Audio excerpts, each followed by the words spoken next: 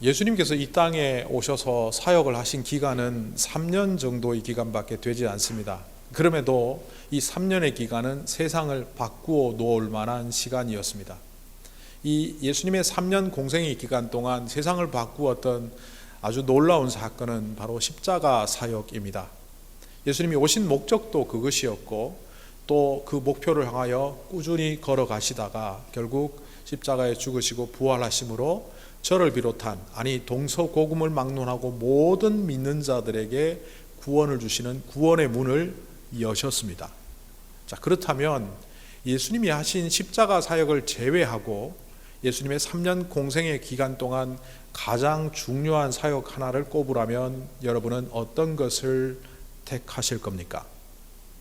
성경에 나오는 예수님의 사역을 가만히 관찰해 보면 가장 많이 하셨던 이야기는 병자들을 고치신 이야기입니다.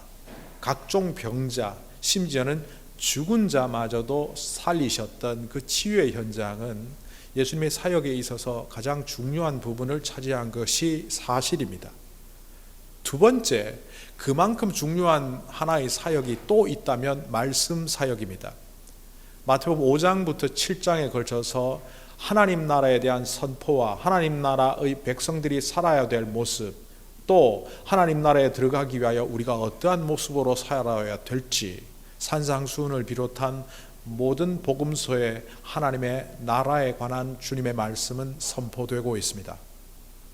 그런데 이 두 가지 사역보다 더 중요한 사역이 두드러지게 보이지는 않지만 사실은 물 밑에서 주님이 가장 중요하게 했던 사역이 하나 있습니다. 그것이 무엇인지 여러분 아시겠습니까? 오늘 5장 11절에 이렇게 말씀이 끝나가고 있습니다. 그들은 배를 무태 댄 뒤에 모든 것을 버려두고 예수를 따라갔다. 이 예수를 따라갔다라는 이 헬라어 동사는 바디메오가 예수님을 따라갔다 할 때도 동일한 동사가 사용되었고 마태가 세관에서 예수님의 부르심에 따라 따라갔다 할 때도 이 동사가 사용됩니다. 제가 여러 번 반복했기 때문에 혹시 기억하는 분이 있을지도 모르겠네요. 이 헬라어 동사는 아콜리데오 혹은 아콜루데오입니다. 이 아콜루데오는 표면적으로는 따라갔다라는 말로 번역할 수 있지만 이것의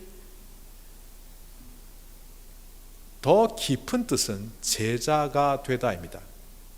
그러니까 아콜리데오라는 동사가 사용되었다는 것은 우리가 번역을 할 때 예수님의 제자가 되었다라고 번역해도 오히려 그것이 더 뜻에 합당하다 이렇게 말할 수 있습니다. 예수님께서 이 땅에서 중요한 사역을 하신 것은 바로 제자 만드는 사역입니다. 이 제자들이 모인 제자 공동체를 후일 뭐라고 칭하는지 아십니까? 그것이 바로 교회입니다. 우리는 흔히 제자라고 하면 어떤 특별한 그룹의 사람들, 예수님의 12명의 제자처럼 특별한 사람들을 지칭하는 말로 알고 있지만 이 제자는 마태복음 28장에서 드러나는 것처럼 예수를 믿는 일반적인 사람 모두를 지칭하는 말입니다. 그렇기 때문에 제자는 곧 교회라고 말할 수 있습니다. 너희는 가서 모든 족속으로 제자를 삼으라. 그 모든 족속은 안 믿는 자들을 의미하고 제자는 믿는 자들을 의미합니다. 그런데도 불구하고 우리는 이 제자란 말을 사도란 말과 혼돈되어서 사용되거나 기억하고 있습니다. 예수님께서 그 제자들을 보우시고 그 제자들 중에 12를 특별히 택하시는 장면이 성경에 나옵니다. 누가복음 6장 13절에 보면 이런 구절이 나옵니다. 밝음에 그 제자들을 부르사 그 중에서 12를 택하여 사도라 칭하셨다. 우리가 알고 있는 12명의 제자는 예수님께서는 사도라고 칭하셨습니다. 사도란 말은 보내심을 받은 자, 메신저라는 뜻입니다. 아포스톨로스라는 이 단어는 예수님께서 특별한 목적을 갖고 복음을 갖고 땅끝까지 증인이 되라고 파송한 사람들을 일컫습니다. 자, 이런 사도는 특별한 일부의 사람들로 우리가 알고 있어야 하겠지만, 제자란 말은 신약 교회에는 모든 믿는 사람들, 오늘날 이 시대에도 주님을 따르는 모든 사람들을 일컫는 말로 우리는 재인식해야 될 겁니다. 그런데 이 제자는 되고 싶다고 되는 게 아닙니다. 지난번에도 말씀드렸지만, 세상에서 제자를 만드는 방법은 자기가 자원해서 스승을 찾아가고 스승이 너를 제자로 받아들이겠다 하는 순간 제자가 됩니다. 이것은 고대 근동지역은 물론이고 우리나라를 기반으로 극동지역에도 동일한 문화입니다. 심지어 오늘 이 미국 땅에도 학생이 학교를 갈 때 학생이 학교를 찾아서 지원을 하고 합격 여부를 학교에서 결정하면 그 학교 학생이 되는 것으로 볼 때 학생이 스승을 찾아가는 것이 세상의 모습입니다. 그런데 예수님은 제자를 찾아가셨습니다. 우리가 제자가 되고 싶다고 제자가 되는 것이 아니라 제자로 부르실 때 우리가 제자가 되는 겁니다.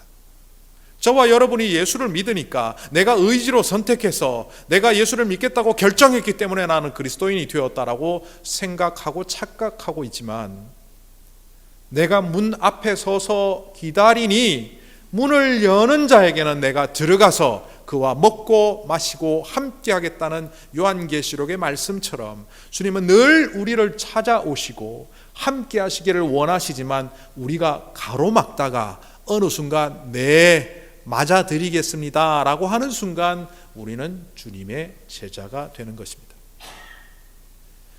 제자가 특별한 사람을 일컫는 말이 아님을 알지만, 신약 성경 속에서 제자의 사용 용법을 한번 찾아보면 더 분명히 알 수 있습니다.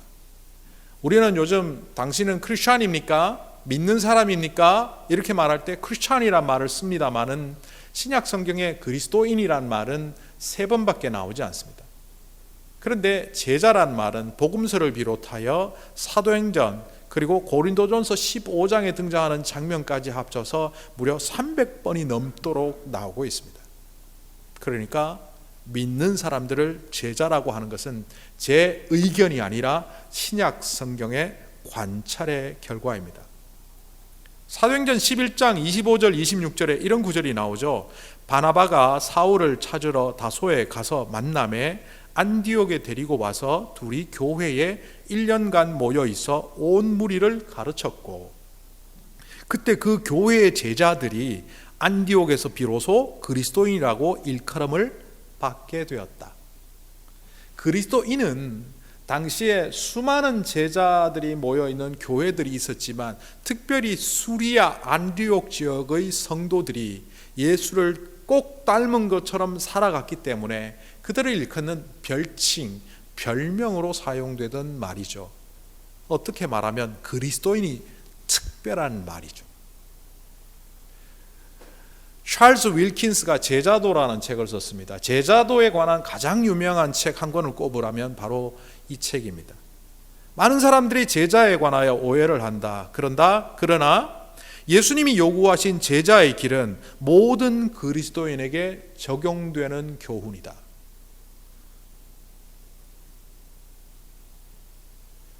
오늘 이 말씀 속으로 들어가다 보면 예수님께서 제자를 부르시는 모습을 목격할 수 있습니다. 그런데 이 누가복음 5장 1절부터 11절의 이야기가 마가복음에도 등장하고 마태복음에도 등장합니다. 그런데 거기에는 차이가 좀 있습니다. 마태복음과 마가복음에서는 4명의 제자를 동시에 부르시는 장면이 기록되고 있습니다. 오늘도 보면 마지막 절에 그들이 모든 것을 버려두고 예수를 쫓았다라고 말합니다. 그러니까 베드로 혼자만의 사건이 아니라 복수의 제자가 부르심을 받았다는 것을 볼 수 있습니다. 이 복수의 제자들이 누구일 것 같습니까? 오늘 누가복음에 근거해 보면 고기를 나누어서 함께 배로 이동했던 야고보와 요한, 그리고 주목받고 있는 베드로까지 3명일 것이라고 생각하지만 여기에 보이지 않는 또 한 명이 있습니다. 마태복음과 마가복음에 근거했을 때 베드로의 형제인 안드레입니다. 이름도 나오고 있지 않지만 누가복음 5장 이 사건은 예수님께서 베드로와 안드레, 야고보와 요한을 제자로 부르신 사건입니다. 그런데 마태복음, 마가복음에서는 제자로 부르신 장면을 아주 압축해서 간단하게 기록하고 있습니다. 4명이 예수님의 제자로 부르심을 받았고 그들은 모든 것을 버려두고 예수를 쫓았다.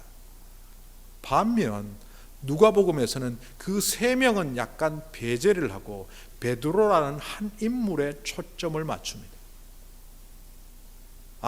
오늘 이야기는 베드로가 예수님께 제자로 부르심을 받는 장면이구나. 얼핏 이렇게 생각할 수도 있지만 사실은 치밀하게 준비하시고 섭리하시고 계획하신 주님의 부르심을 베드로라는 인물을 통하여 오늘 이야기를 통하여 우리에게 가르쳐 주시는 거죠. 베드로라는 사람에게 또한 특별한 케이스로 제자를 부르신다는 뜻이 아니라 모든 제자들을 이른바 베드로, 안드레, 야고보, 요한을 다 그렇게 불렀지만 특별히 누가복음은 한 사람의 장면에 집중하면서 이 이야기 전체를 묘사하고 있습니다. 영화를 보거나 드라마를 보는 분들은 쉽게 알 수 있을 겁니다. 다큐 드라마를 보십시오. 4명이 예수님의 제자로 부르심 받는 장면이 가버나움 그 바닷가에서 일어났습니다. 그런데 이것을 드라마로 바꾸면 어떻게 됩니까? 그 중에 한 사람을 주인공으로 삼아 나머지를 엑스트라로 만들어서 그 사람의 심중의 변화, 부르시는 장면을 자세히 묘사하면서 나머지 제자들도 이런 변화와 부르심의 현장에 있었다는 것을 베드로라는 사람을 통하여 대유하고 있죠.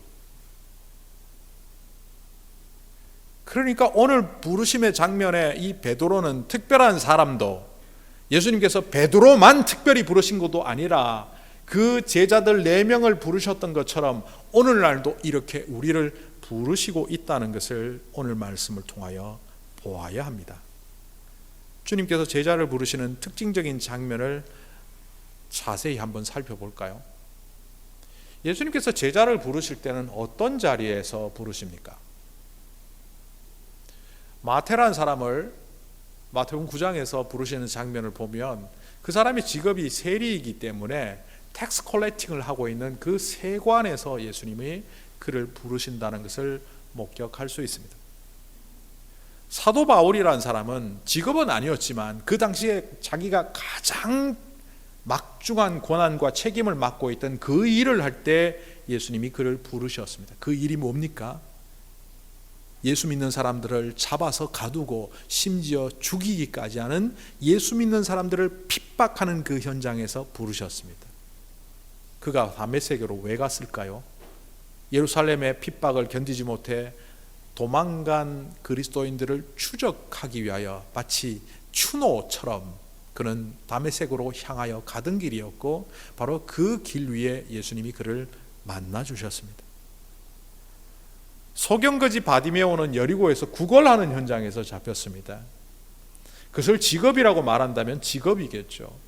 집에서 쉬거나 혹은 다른 것을 하는 자리가 아니라 처참하지만 다른 사람들에게 구걸하는 현장, 이른바 바디메오의 삶의 현장에 예수님은 찾아오셔서 그를 부르셨습니다.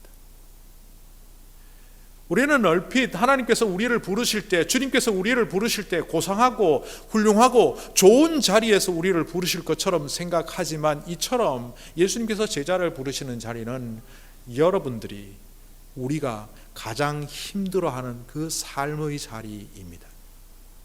어떨 때는 경제적인 위기 속에서 어떻게 할지를 모르는 그 참담한 심정을 갖고 있는 그때 우리를 찾아오시고, 가족 간의 불화로 이 가정이 깨어질 위기 속에서 어떻게 해야 될지를 모르는 그 자리에 주님께서 찾아오시고, 친구와의 갈등 때문에 이제 관계를 청산하고 너는 너 나는 나 갈라지려고 하는 그 처참한 자리에 주님께서는 우리를 찾아오신다는 겁니다. 자, 이렇게 삶의 자리에 찾아오신 이 주님의 모습을 오늘 누가복음 5장에서 보면 베드로 또한 업 역사상 그가 했던 고기 잡는 업 역사상 가장 고기가 안 잡히는 날 예수님께서 찾아오셨습니다. 그런데 예수님께서 이렇게 불쑥 찾아온 것이 아님을 이미 지난 누가복음 4장을 통하여 우리는 목격한 바가 있습니다.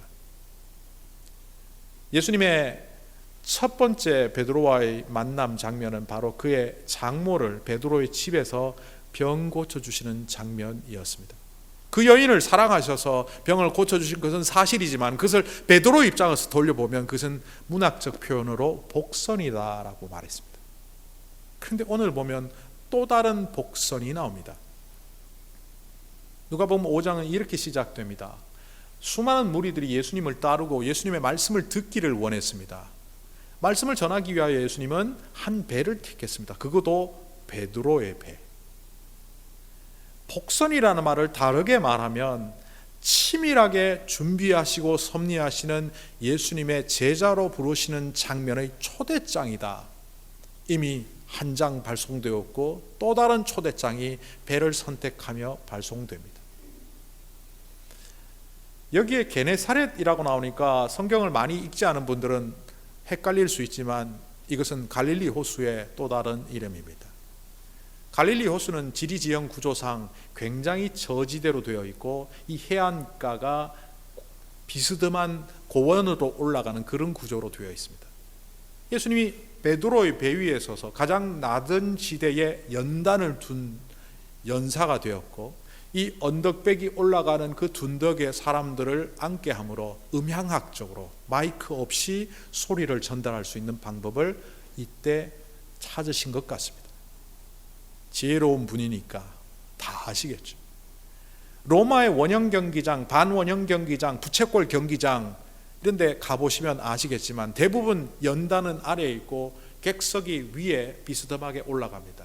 저도 실험을 해봤지만 가이사랴에 있는 그곳에서 5,000명이 들어갈 수 있는 소극장에서 제가 어떤 지점에서 스팟에서 소리를 내니까 5,000명이 있는 그 들어갈 수 있는 모든 곳에 사람들이, 우리 학생들이 흩어져 있었거든요. 다 소리를 듣더라고요. 예수님께서 베드로의 배를 이용하셔서 그런 음향학적인 소리 전달을 하신 것으로 보입니다. 그런데 왜 유독 베드로의 배일까요? 이 말씀의 장면이 끝난 이후에 두 번째 씬이 나오면 이걸 영화나 드라마로 볼 때 두 번째 씬은 베드로에게 깊은 데로 가서 그물을 던지라고 하는 장면입니다. 이거는 좀 힘들죠. 제가 만약 감독이라면 베드로를 배우로 캐스팅했을 때 연기를 이렇게 지도할 것 같습니다. 깊은 데로 가서 그물을 던지라고 할 때 눈빛이 흔들려야 합니다. 갈등해야 합니다. 이걸 들을까 말까 고민해야 합니다. 연기하십시오. 이것은 연기가 아니지만 만약 드라마나 영화로 만들면 그렇게 하겠다는 겁니다. 베드로는 이미 예수가 누군지 알고 있습니다. 병자를 고친 그 능력은 인정하지만 나는 업으로 잔뼈가 굵은 사람, 저분은 나이 30에 나사렛 깡촌에서 공부도 별로 안 하고 이력서에 만약 쓴다면 초등학교 졸업도 안 되는 국문 해독 정도의 능력에다가 그리고 목수 출신이라서 업은 도통 모르는 분인데 내가 안 해본 것도 아니고 밤새도록 그물질을 했는데 한 마리 못 잡은 이 상황 속에서 전문가인 내가 이미 경험한 현장에서 깊은 데 그물을 던져라? No. 지금 그물을 잘 정비해야 그나마 내일이라도 물고기를 잡을 수 있는 기회가 내가 올 텐데 이 정비해야 되는 시간에 또 그물질을 하다 보면 내일도 망칠 수 있어. No.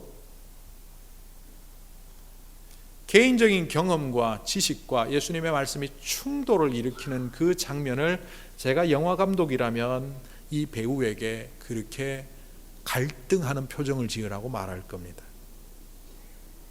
그런데 이 베드로는 이 고민과 자기의 생각과 예수님의 말씀이 충돌되는 이 지점에서 순종을 택합니다. 그가 순종을 택하며 이렇게 말을 합니다. 우리가 흔히 너무나 잘 인용하는 구절이죠. 말씀에 의지하여 그물을 내리리이다. 이걸 너무 고상하게 표현한 겁니다.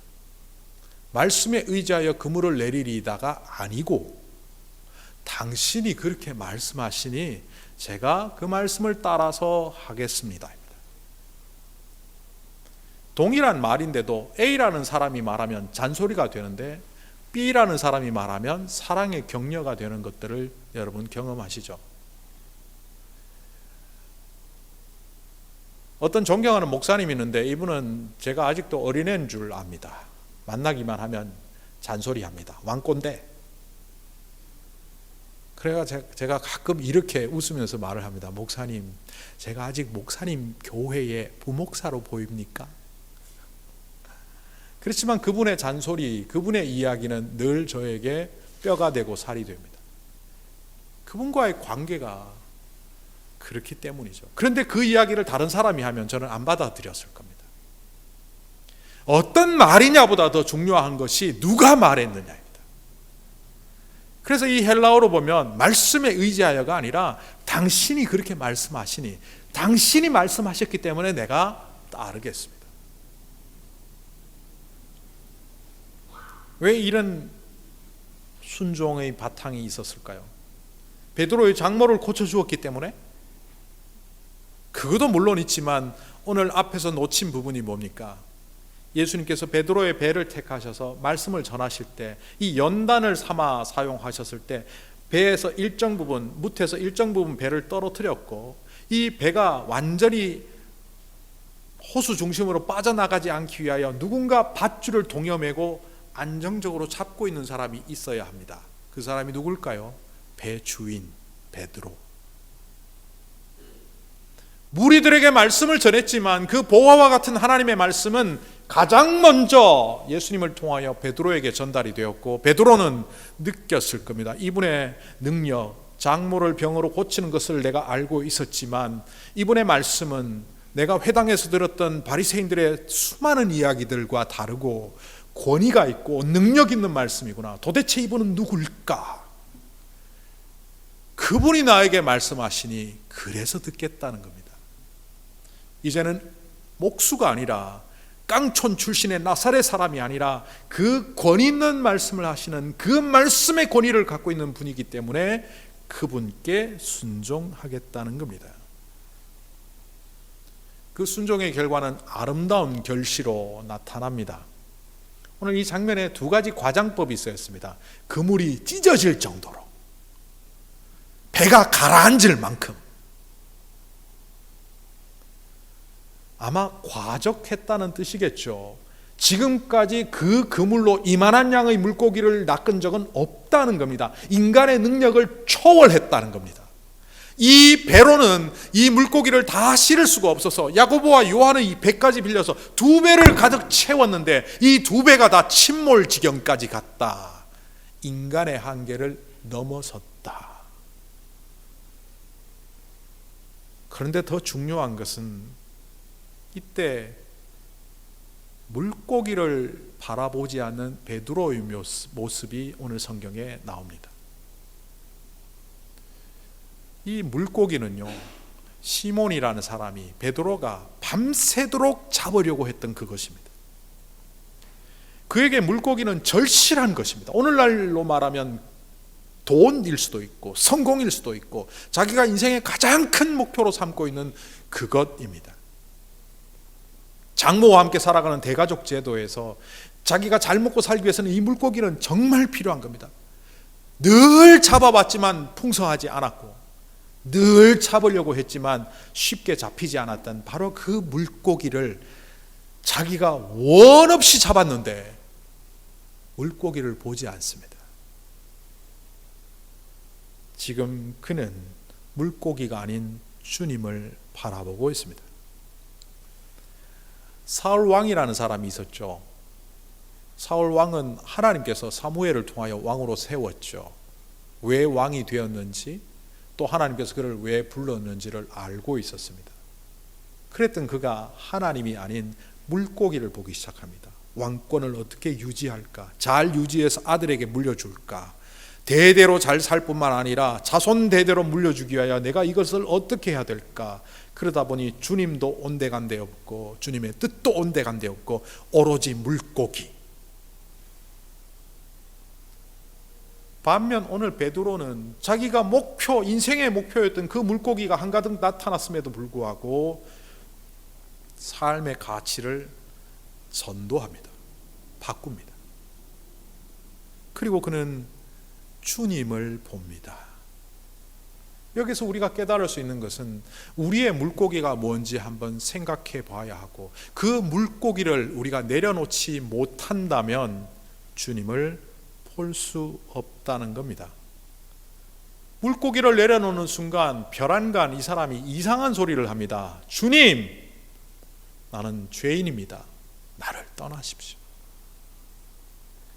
호칭이 선생님에서 주님으로 바뀐 것도 변화이지만 그가 자기를 일컬어 죄인이라고 말합니다. 그리고 떠나라고 말합니다. 어떤 변화가 일어났을까요? 누가복음 18장에 보면 예수님께서 하나님을 보며 기도하는 사람과 하나님을 보지 않고 사람을 의식하며 기도하는 사람, 두 사람을 대비하여 하나님께 합당한 기도, 하나님을 보며 기도하는 사람을 설명하고 있습니다.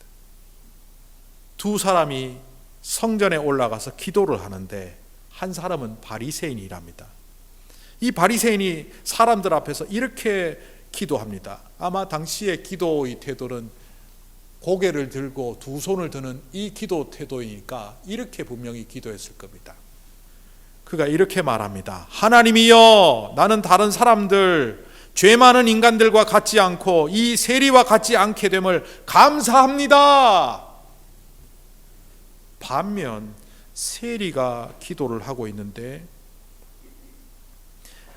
그는 사람들 앞에 나타나지도 못하고 가슴을 치며 하늘을 쳐다보지도 못한 채 아마 구석탱이에서 가슴을 치며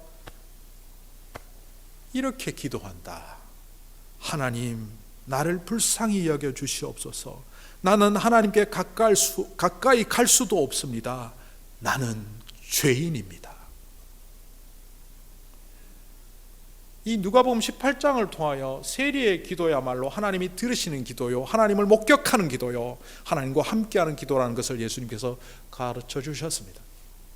이 세리의 기도와 흡사한 장면이 예수님의 무릎 아래 꿇고 자기를 종으로 여기며, 종으로 여긴다는 것은 바로 예수님을 주인님이라고 하면서 퀴리오스, 나를 떠나십시오.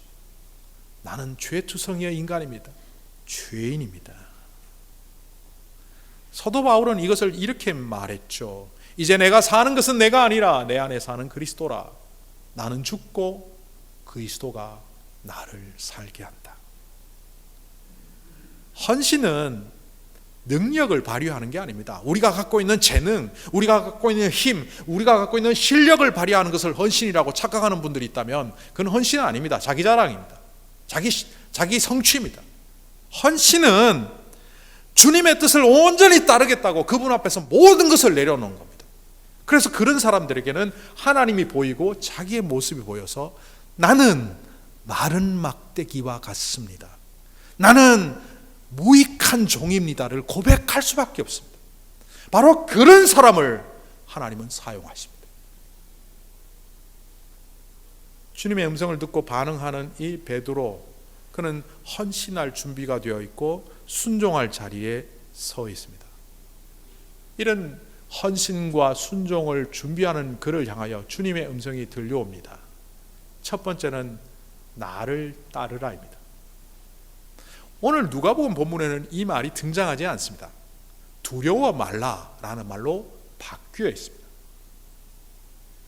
아마 베드로의 심리적인 변화에 초점을 맞춘 이 누가복음의 장면에서는 그렇게 한 것 같지만 마태복음과 마가복음에서는 첫 번째 주님의 음성을 나를 따르라 라고 말합니다.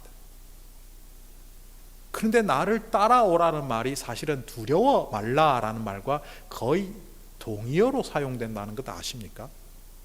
나를 따르라, 그래서 내 일을 해라, 이 뜻이 아닙니다. 물론 거기에는 나를 따라오려거든 자기를 부인하고 자기 십자가를 져야 한다는 이런 일정분량의 음성이 들어있는 것은 사실이지만, 이것은 제자로 성숙된 자들에게 들려오는 소리라면 처음 제자로 나서는 베드로에게는 이 말은 다르게 들린다는 거죠. 헬라어로 보면 나를 따라오라는 말은 듀테 오피소 미입니다. 듀테, now, here, 지금 여기서, 오피소, behind, me, now behind me. 지금 너는 거기에 있을 것이 아니라 나의 뒤에 서서 나를 따라와야 된다. 그런데 이것은 단순히 주님 뒤에 선다는 그런 위치적인 의미를 말하는 것이 아니라, 다르게 말하면 내가 너를 책임지겠다는 겁니다. 네가 나를 의탁하고 나에게 의탁하고 나를 믿고 따라오면 내가 너를 책임지겠다. 그러니 두려워하지 마라. 내가 너와 함께 하겠다. 그리고 네가 그토록 물고기를 통해서 네 생의 목적을 이루려고 했지만 너에게 다른 생의 목적을 주고 하나님 나라의 원대한 꿈을 통하여 네 인생이 얼마나 가치 있는지, 복된지를 내가 알려주겠다. 내 안에 너의 인생의 답이 있다. 바로 이런 의미로 듀테 오피소 미. 그리고 주님은 두 번째 음성을 말씀하십니다. 사람을 낚는 어부가 되게 하리라. 제가 어릴 때요, 유년주일 학교 때 선생님께 질문했어요. 선생님, 왜 사람을 낚는 어부가 되게 하세요? 많은 사람들을 구원하기 위해서 그런 거야. 그런데 물고기 낚시하면 다 죽잖아요. 멀쩡히 살아있는 고기 낚시해갖고 다 죽이는데 그러면 반대 아니에요? 선생님이 당황해서 이렇게 말을 했습니다. 그게 아니고 조심해서 살려서 낚아야지. 사람을 낚는 어부 이야기는 예수님이 처음 말씀하신 것이 아닙니다. 예레미야 16장에 나옵니다. 불순종하고 그래서 바벨론을 통하여 심판받아야 될 그 이스라엘 백성들, 유대인들에게 하나님은 두 종류의 사람들을 세운다고 했는데, 한 종류는 사냥꾼이고 또 한 종류는 사람을 낚는 어부입니다. 사람을 낚는 어부만 언급하면 이 사람을 낚는 어부를 통하여 죽어가는 멸망자들과 주님께 구원받을 구원자를 구분하는 바로 그 심판의 자리에서 생명과 죽음을 구분하는 자로 하나님께서 세우시겠다는 의미입니다. 하나님 나라를 세우는데, 아니 예수 그리스도로 인하여 심판의 현장이 일어나는데 그 재림하신 예수님과 함께 그 현장의 주인공이 되는 자리가 바로 사람을 낚는 어부입니다. 그리고 여기에 또 다른 이야기가 있습니다. 베드로가 왜 예수님을 떠나가십시오라고 했을까요? 예수님이 싫어서, 그리고 따라가기 싫어서? 아니죠. 자기를 보고 예수님을 보니 하나님 같은 분, 그런데 자기는 아무것도 할 수 없는 고기 잡는 재주밖에 없는 어부. 그 자리에서 예수님은 너의 그 작은 재주를 통해서도 나는 역사하고 그 작은 재주를 너무나 크게 받겠다는 의미로 그를 치유하며 회복하며 부르시는 자리가 바로 어부인 베드로에게 사람 낚는 어부가 되게 하겠다는 특별한 소명, 사명이었습니다. 주님의 음성을 이해한 베드로는, 그리고 안드레와 야고보와 요한은 모든 것을 버려두고 예수님을 따라 제자가 됩니다. 모든 것을 버려두고에 포함된 두 가지는 그물과 배입니다. 어떤 사람이 가족도 버려두고 떠났다라고 하는데 성경을 좀 길게 보면 가족을 버린 것은 아님을 볼 수 있습니다. 베드로는 전도 여행할 때 아내와 함께 동행했던 것을 볼 수 있습니다. 그물과 배. 여러분의 인생의 그물이 뭡니까? 내가 이거 없으면 죽을 것 같은 그 그물이 뭡니까? 젊은 시절의 그물과 나이 든 시절의 그물은 조금씩 다를 수 있겠지만 여러분의 인생에 직면한 그 사건마다 여러분이 갖고 있었던, 절대로 놓을 수 없었던 그물이 뭡니까? 저에게 한때 그물은 자녀들이었습니다. 특별히 저는 제 둘째 아이에게 미안한 감정이 있습니다. 당사자가 있어서 조금 조심스럽기는 하지만 이 첫째는 제가 신학교 가기 전에 태어나서 아이 목욕도 시키고 육아 때 많이 참여를 했던 반면, 둘째는 신학교 다닐 때 태어났기 때문에 일절 제가 육아에 참여도 못했고, 아이 목욕시킬 때, 아이를 돌볼 때, 우유 줄 때 전혀 하지를 못했습니다. 그리고 한국에서 아이가 자라나가는 광경을 제가 못 봤기 때문에 청년부 사역한다고 늘 공휴일은 청년들하고 다니고 새벽에 나갔다가 저녁에 오니까 가끔 일찍 들어갑니다. 토요일 오후에 주일을 준비한다고 교육자들이 집에 일찍 들어가서 그래도 오후에 들어가면 그때 아이가 아빠 오래간만이야, 그 얘기를 들을 때 참 미안했죠. 그리고 미국에 왔는데 미국에서 담임 목사를 처음 하니까 더 열심히 해야 될 것 아닙니까? 그래서 집에를 들어가지 않았어요. 교회에 늘 나와 있었고, 월요일도 교회에 나와 있었고, 일주일에 밥을 집에서 3끼 정도밖에 안 먹을 정도로 교회에서 그냥 살았습니다. 그러다 보니 아이가 어떻게 크는지도 모르고 미국 학교에 어떻게 적응하는지도 모르고, 그러던 어느 날 교회에서 행사를 했습니다. 초등학생인 우리 둘째가 노래를 했습니다. 한국 학교 발표회 같은 거였는데 순서에 따라서 우리 둘째 아이가 노래를 하더라고요. 노래 제목이 공교롭게도 아빠였고, 또 한국 학교 교장으로 맨 앞자리에 앉아서 다 관람하고 있는데 그 노래 가사가 이렇더라고요. 아빠는 날 보며 말했지, 꽃처럼 예쁘게 크라고. 아무리 힘든 일이 있을지라도 참고 웃어보라고. 아빠는 날 보며 말했지, 바다처럼 넓게 크라고. 아무리 거친 파도라도 참고 이겨내라고. 무슨 동료 가사가 이렇습니까? 근데 그 노래를 듣고 제가 앞에서 펑펑 울었습니다. 주변에 많은 사람들은 자녀를 노래 듣고 감동받아서 운다고 했지만 전혀 아니었습니다. 한 번도 그런 얘기를 해준 적이 없어서 자격지심에 울었습니다. 저 아이의 노래 속에 아빠는 내가 아니구나. 나는 저 아이에게 인생의 교훈도, 그 아이가 예수 믿는 아이로 자라도록 한 번도 도움을 주지 못했구나.